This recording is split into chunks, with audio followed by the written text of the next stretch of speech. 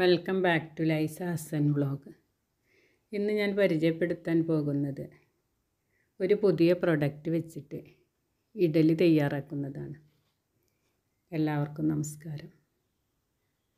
അതിനായിട്ട് ഞാനിവിടെ ഉപയോഗിച്ചിട്ടുള്ളത് മർമർ എന്ന ഒരു ഇഡ്ഡലി മാവിൻ്റെ പാക്കറ്റാണ്.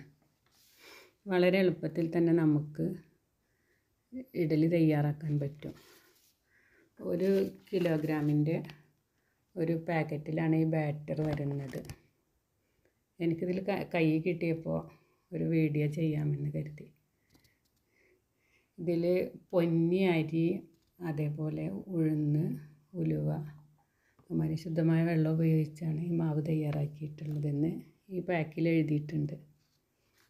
നമ്മൾ ആവശ്യത്തിനുള്ള ഉപ്പ് മാത്രമാണ് ഇതിൽ ചേർക്കേണ്ടതുള്ളൂ. എങ്ങനെയാണ് നമ്മൾ ഇഡ്ഡലി തയ്യാറാക്കുക എന്നുള്ളത് കാണാം. ഇത് 1 കിലോഗ്രാമിൻ്റെ പാക്കറ്റാണ്. ഈ പാക്ക് നമുക്ക് കട്ട് ചെയ്തിട്ട് ഒരു പാത്രത്തിലേക്ക് ഒഴിക്കുക.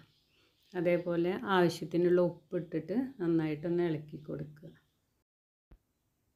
ഈ ബാറ്റർ നമ്മൾ വാങ്ങിയ ആ ദിവസം തന്നെ നമ്മൾ ഉപയോഗിക്കുന്നില്ലെങ്കിൽ നമുക്ക് ഫ്രിഡ്ജിൽ സൂക്ഷിക്കാം. എന്നിട്ട് ഫ്രിഡ്ജിൽ നിന്ന് ഇത് ഉപയോഗിക്കുന്നതിൻ്റെ 1 മണിക്കൂർ മുന്നെങ്കിലും നമ്മൾ പുറത്ത് വെച്ചിരിക്കണം. എന്നിട്ടാണ് നമ്മൾ സാധാരണ എങ്ങനെയാണ് ഇഡ്ഡലി ഉണ്ടാക്കുന്നത് അതേപോലെ നമുക്ക് ബാറ്റർ ഉപയോഗിച്ചിട്ട് ഇഡ്ഡലി ഉണ്ടാക്കാവുന്നതാണ്. അതിനായിട്ട് ഞാനിതാ ഒരു ഇഡ്ഡലി പാത്രം സ്റ്റൗവിൽ വെച്ചിട്ടുണ്ട്. എന്നിട്ട് മാവ് ഇതേപോലെ നമ്മൾ സാധാരണ എങ്ങനെ ഇഡ്ഡലി തയ്യാറാക്കുന്ന ആ രൂപത്തിൽ നമുക്കിത് തയ്യാറാക്കി എടുക്കാം.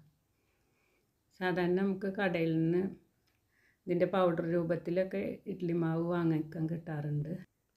തിരക്കുള്ള സമയങ്ങളിലും അതേപോലെ പുറത്ത് പോകുന്നവർക്കൊക്കെ വളരെ ഉപകാരപ്പെടും. നമ്മളെ ഗ്രാമപ്രദേശങ്ങളിലൊന്നും ഇത് ബാറ്റർ രൂപത്തിൽ അങ്ങനെ കിട്ടാറില്ല. നിങ്ങളറിയാത്തവരൊന്ന് ട്രൈ ചെയ്ത് നോക്കുക.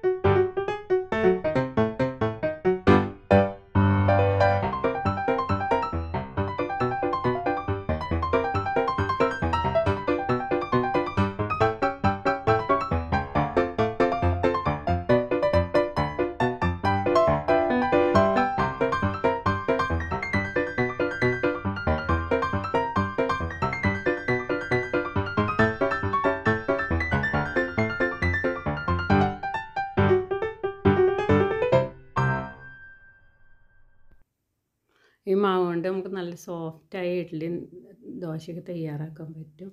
പിന്നെ നമ്മൾ ഇഷ്ടാനുസരണം നമ്മളിതിൽ വെള്ളം ചേർക്കുക. അതേപോലെ 1 ടീസ്പൂണ് പൗഡർ ഇട്ടിട്ട് ഇതിൻ്റെ സോഫ്റ്റ് വേണമെങ്കിൽ കുറയ്ക്കിയിട്ട് ചെയ്യാവുന്നതാണ്.